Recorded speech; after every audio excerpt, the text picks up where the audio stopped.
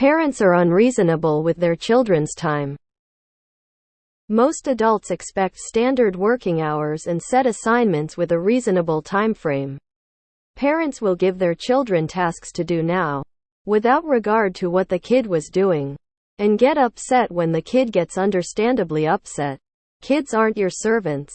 Create a set chore schedule with due dates and let the kid manage their own time, with gentle reminders and consequences for late work as needed. Expecting kids to be at your beck and call is unreasonable and emotionally abusive. Edit spelling. Edit 2 if you're triggered. Consider whether you're truly being fair with your kids or whether you use them to pick up your slack. If your chore assignments and expectations are fair, why can't you put them in writing and/or make them aware ahead of time? It's always a kid's job to keep their own things picked up and their own room clean. I'm talking about house cleaning, family laundry, grass cutting, babysitting, and other unpaid, shared family responsibilities. Some of you order your kids to do what you don't feel like doing, and it shows. As a third-grade teacher, you are vastly overestimating the executive functioning skills of the average child. Expecting kids to be at your beck and call. Beck and call. Creating chore lists with due dates is helpful for older kids. But try telling a 5-year-old they need to finish cleaning their room by 3 p.m. Friday, when they have no idea what any of that means. And then consequences for late work? I'd say once the kid is older, like 8, 10-ish, then this should be the way to do it. Younger kids, probably not. My parents would yell for me from halfway across the house and expect me to do the most mundane shit for them. Pick up the remote for me is the best example. They'd also both tell me to do multiple things with no regard for the fact that it will take X amount of accumulative time to complete all of them. So I'd get yelled at for not having it all done even though I was still in the middle of doing all of it.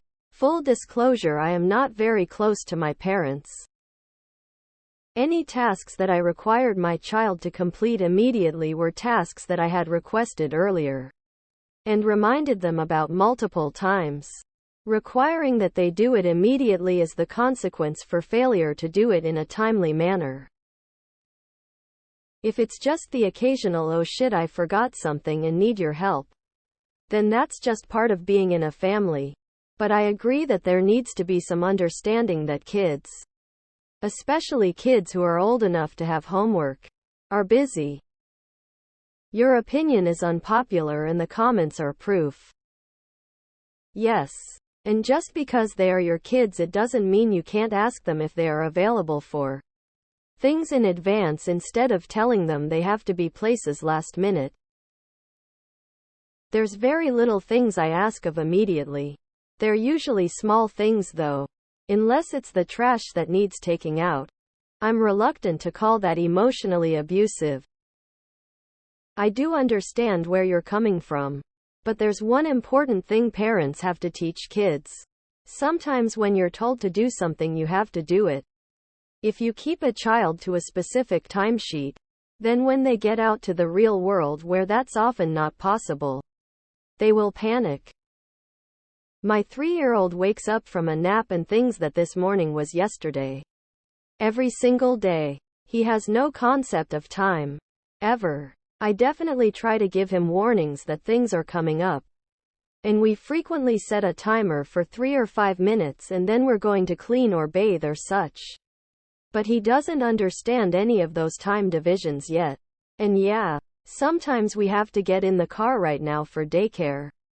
Or we have to go potty right now so he doesn't have an accident. ECT. And he's 3, so he's not got much say yet. I rarely to never say now to my kids. It makes sense to give someone a 10 or 15 minute warning or time frame as needed. There are rare, but there are times things have to happen now. That's why I like how my parents did chores. I got an allowance to keep up with my chores without being asked. If they saw me watching TV after supper, They didn't tell me to stop and go do dishes first, they knew I'd do dishes before bed. They didn't tell me to stop what I was doing and mow lawns now. They knew I paid attention to the lawn and would cut it when I thought it was getting long. While I don't think your chore advice is practical, I do agree with your sentiment. I can't stand parents who treat kids like their personal butlers. I always gave my children autonomy with reasonable limits. An example is I have always let them choose to stay home a couple times a year from school. My mom did the same for me and I appreciated. There were limits and I couldn't do it like the first week of school.